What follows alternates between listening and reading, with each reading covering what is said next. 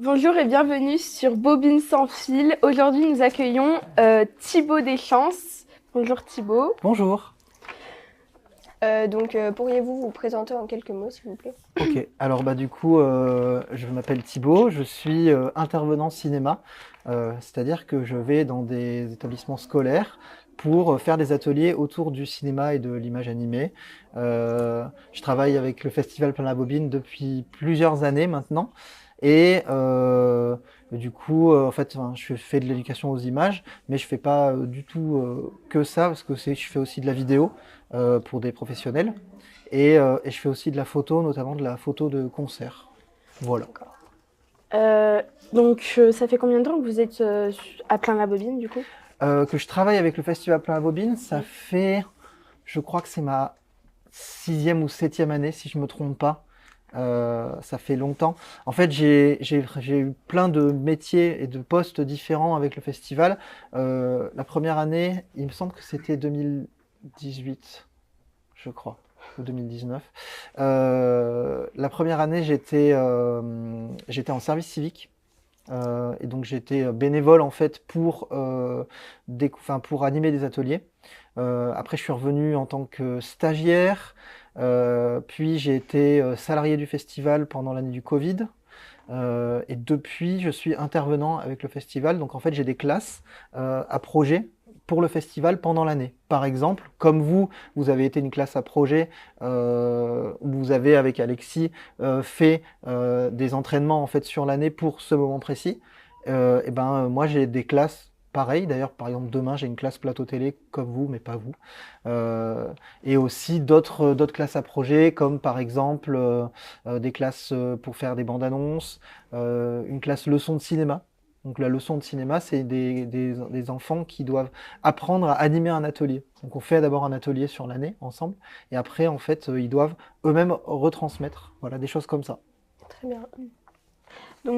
Quel a été votre parcours scolaire?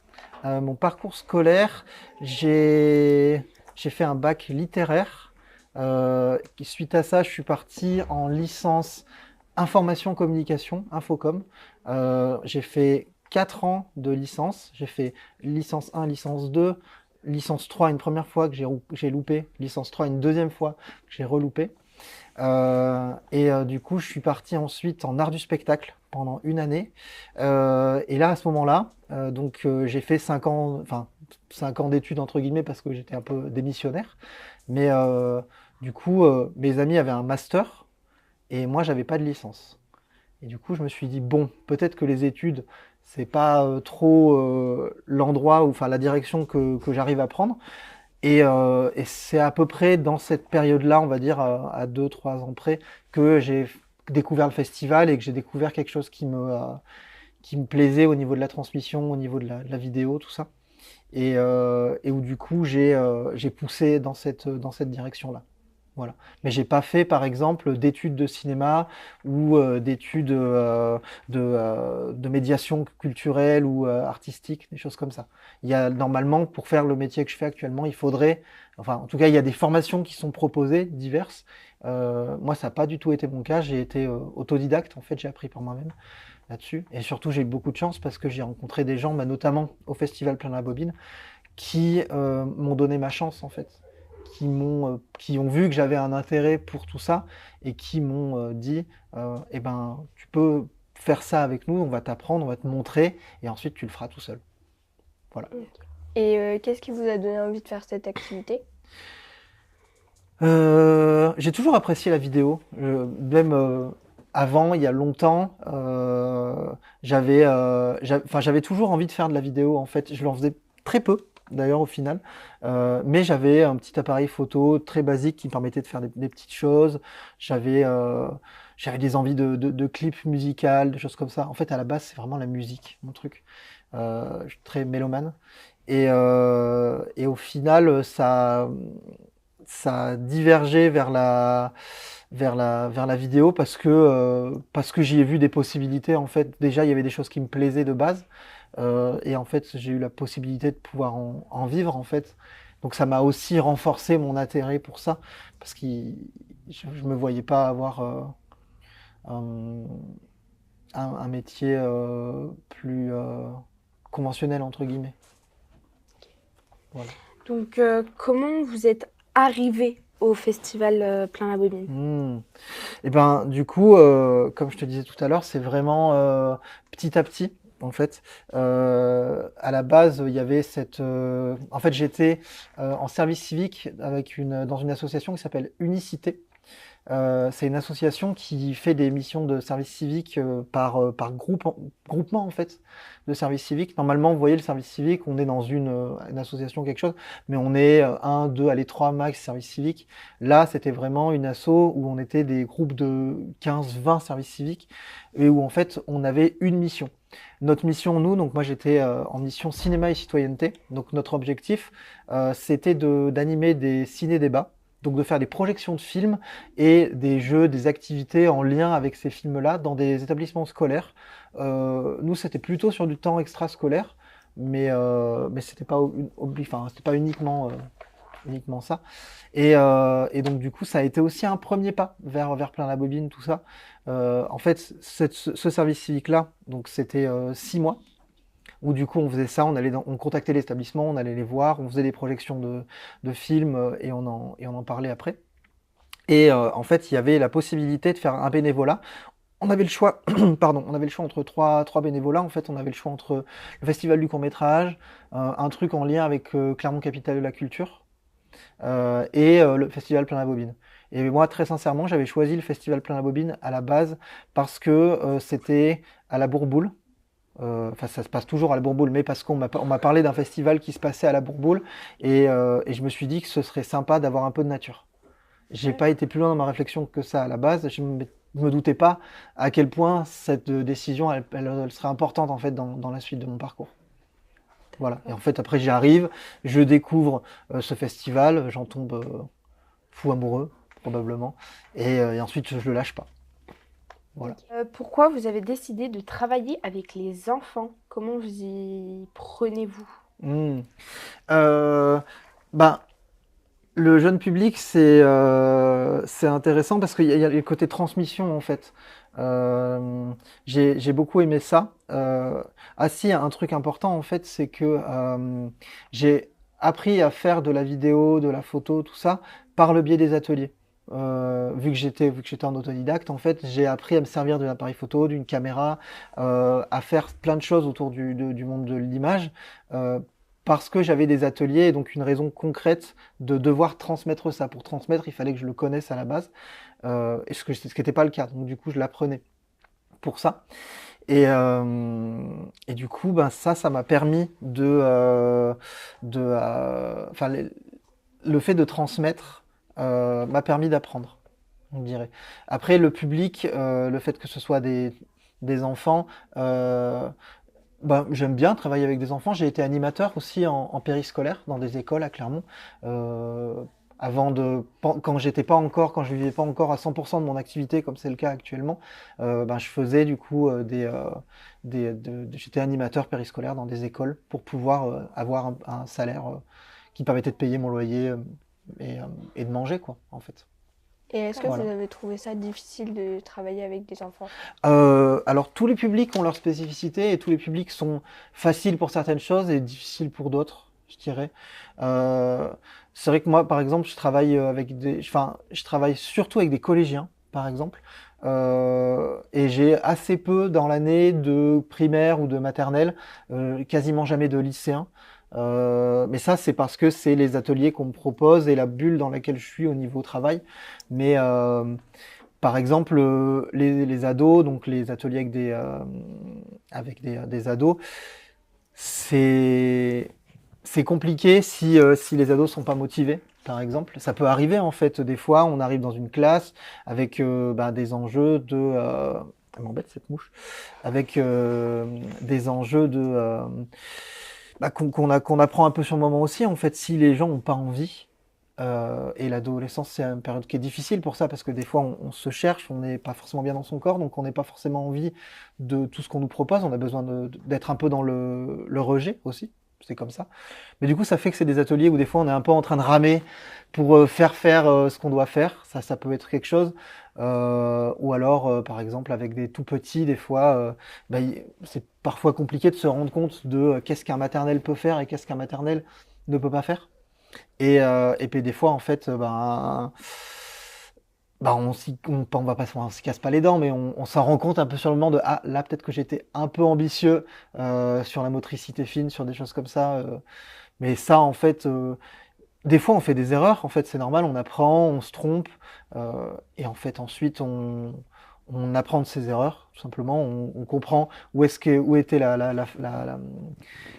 qu'est-ce qu'on peut mieux refaire en fait, qu'est-ce qu'on peut faire différemment pour que ça ait un meilleur résultat.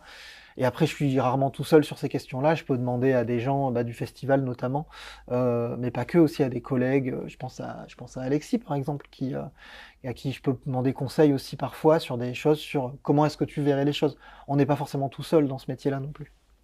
Et quelles sont les techniques que vous utilisez pour vos ateliers, par exemple? Alors, quand tu parles de technique, c'est un peu quel type d'atelier je ferais? Ouais. Ok. Alors moi je fais beaucoup d'ateliers autour de la prise de vue continue, donc la vidéo, et autour beaucoup des médias, beaucoup d'éducation aux médias, donc par exemple du plateau télé comme ce que vous êtes en train de faire, des interviews, du reportage, mais ça m'arrive aussi de faire des ateliers autour du cinéma d'animation. D'accord, de la stop motion. Je fais aussi des ateliers autour des effets spéciaux, par exemple, découverte des premiers trucages au cinéma, les choses comme ça. Euh, voilà, surtout dans ces domaines-là. Un petit peu autour du son aussi, je fais des ateliers bruitage, par exemple, où le but c'est, on a une image, alors fixe ou animée, mais on n'a pas le son. Et il faut recréer le son. Ça, par exemple, c'est un truc qui marche super bien avec des maternelles, par exemple. Parce qu'on peut faire le bruit du vent en soufflant, on peut faire le bruit des feuilles juste en frottant les mains. Ouais. On peut très facilement refaire une ambiance sonore d'un paysage comme ça. Et Voilà. vous avez parlé du stop motion. Ouais. Pour vous, en quelques mots, avec vos propres mots, Oui. vous pouvez nous décrire ce que c'est? Qu'est-ce que c'est que la stop motion? Oui. Ouais, alors on va voir si j'ai bien révisé. La stop motion, c'est le fait de créer du mouvement à partir d'images fixes.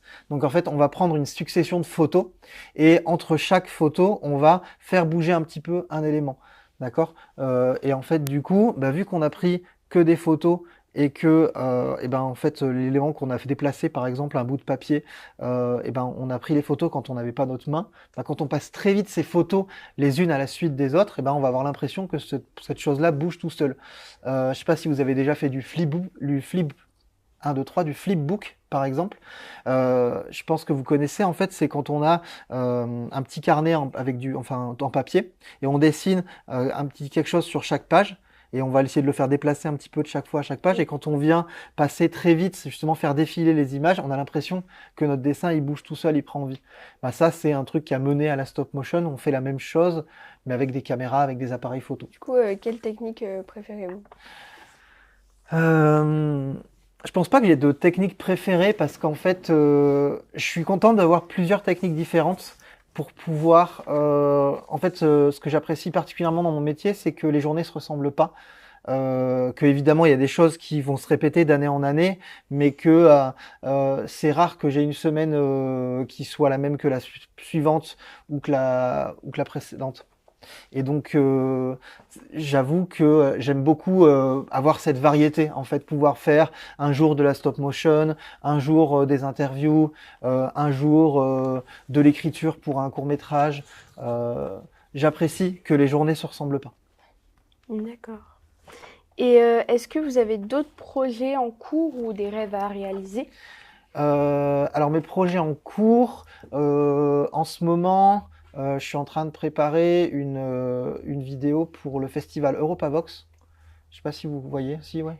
Et du coup, en fait, j'ai la grande chance d'avoir été sélectionné avec Alexis d'ailleurs pour réaliser l'after movie. Donc un after movie, c'est une vidéo assez courte de quelques minutes qui va rendre compte d'un événement. Moi, quand je vous parlais un petit peu des vidéos que je fais professionnellement, moi, je fais beaucoup d'after movie. Donc, je vais filmer un événement, un concert, un festival, une soirée organisée par une entreprise, et je filme un petit peu tout, je fais des petites interviews, et en fait, après, je fais une petite vidéo qui explique qu'est-ce qui s'est passé. En gros, voilà. Et donc là, je suis en train de préparer ça en ce moment parce que c'est un festival qui est sur 3 jours, 3 soirs même plutôt. On va avoir énormément de choses qu'on va devoir filmer, tout ça. Donc ça se prépare. Voilà.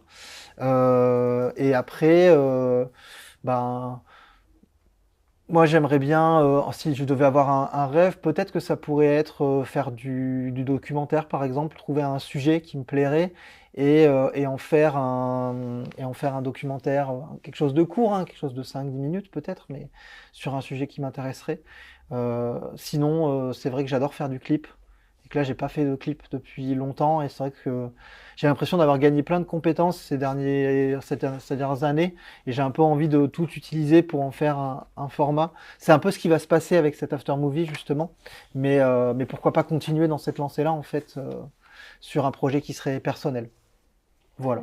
Vous avez aussi dit que vous faisiez de la photographie. Ouais. Donc, à choisir entre la vidéo et la photo ou l'animation, vous choisiriez quoi? Waouh! Et justement, c'est trop bien de ne pas avoir à choisir. C'est exactement pareil que pour les ateliers en fait. C'est cette variété que je trouve intéressante aussi. Je pense que, alors je m'ennuierais pas forcément non plus, mais si je faisais que de la vidéo, eh ben peut-être que au bout d'un moment il y aurait une forme entre guillemets de lassitude. Si je faisais que de la photo, pareil. Si je faisais que de l'animation ou que des ateliers, pareil. En fait, ce qui est chouette, c'est que je peux avoir un petit peu de chaque en fait. Et du coup, je vais grappiller et je prends ce qu'il me faut. Mais en fait, après, c'est un peu des lubies. Je dirais, par exemple, en ce moment, le truc qui me fait kiffer vraiment, c'est les photos de concert. Ouais. C'est aller en concert, prendre des photos des artistes, essayer de valoriser ce qui s'est passé sur scène, de faire des belles photos. Ça, c'est le truc qui m'anime le plus en ce moment. Mais peut-être que dans 6 mois, je vais avoir une période où je vais avoir envie plus de faire de la vidéo sur mon temps libre. Là, en ce moment, c'est la photo. Peut-être qu'à un moment donné, ce sera l'animation. C'est ça qui est bien, c'est qu'après, j'ai toutes ces techniques et je pioche dedans dans ce qui m'intéresse, en fait, dans ce qui me motive sur le moment. D'accord. Voilà. Et vous avez d'autres passions à part l'animation, la photographie et tout, que vous avez jamais osé réaliser pour le moment? La musique. Je dirais que à la base, je pense que tout ce qui vient autour de la vidéo, c'est aussi parce que j'aimerais beaucoup apprendre à jouer d'un instrument, que ce soit de la guitare ou de la batterie, enfin un truc un peu rock quand même hein, dans l'idée. Mais en fait, ça prend du temps d'apprendre un instrument. Il faut de la patience. Et c'est pas la patience, c'est pas une de mes qualités premières pour le coup. Donc j'ai très très envie. Moi, j'aimerais beaucoup apprendre à jouer de la guitare par exemple, vraiment. Mais en fait, je prends pas le temps. Donc ouais, si je devais avoir un truc, une autre corde à mettre à mon arc, ce serait peut-être ça, ouais.